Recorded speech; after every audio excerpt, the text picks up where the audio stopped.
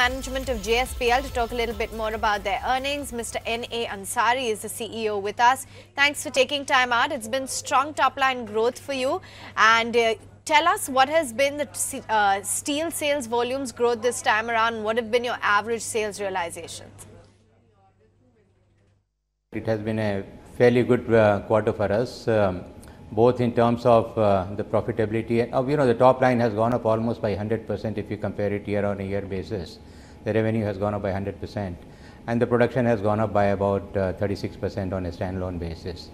EBITDA has also gone up on a standalone basis by about 119%, and EBITDA per ton has also risen, so that's close to about 13,800 plus. Compared to last quarter, which was about 12,800, it has gone up by about 1,000 rupees. So overall, it has been very good. And also, I must say that the last quarter we had reported profit after several quarters. That was on a standalone basis. On a consolidated basis, we were still in loss. But this quarter, even on a consolidated basis, on a PAT basis, we are also positive. And did your margins dip largely on account of the power business? How has your steel business EBITDA performed? What have been the drivers?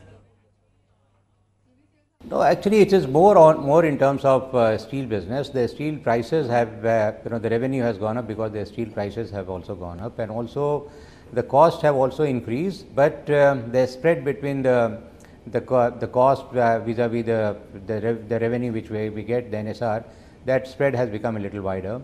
That is how we are able to get this EBITDA per ton of close to about 13,800.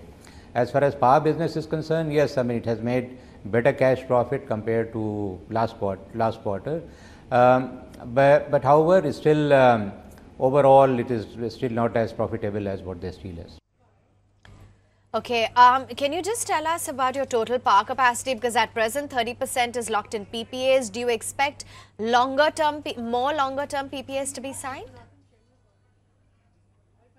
So as I told you, that PPA totally depends on how the demand goes up, and we do expect the demand to go up.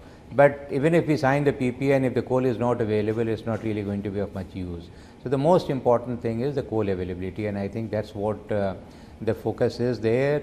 We have been, most of the power producers obviously have been talking about it. I'm sure the government has also taken note of it. In fact, they are taking a lot of action based on this. But when it is going to improve substantially, it's slightly difficult to say at the moment. Now, with the China winter curbs being announced for a longer duration and Chinese steel prices at a 6-year high, what is the impact that you're seeing on the Indian steel prices? Even in the world, if you look at the capacity utilization, it is going up significantly. In the last few years, it has gone up, primarily because China has closed a very substantial quantity of their let's say the older units capacity that has been shut down. But still the Chinese production is higher compared to last year. They have produced more in this year, and they continue producing more. The good part as far as China is concerned is that their internal demand is also very good, and that demand is also growing significantly. So therefore you see that the prices are high, and also it also reflects their real true kind of cost structure which is there. And finally, what's the latest capacity utilization touched at Angul and your other plants? The Angul ramp up is going on quite well. Today we are operating somewhere between 50 to 60% capacity, and obviously that ramp up is going as per the plan.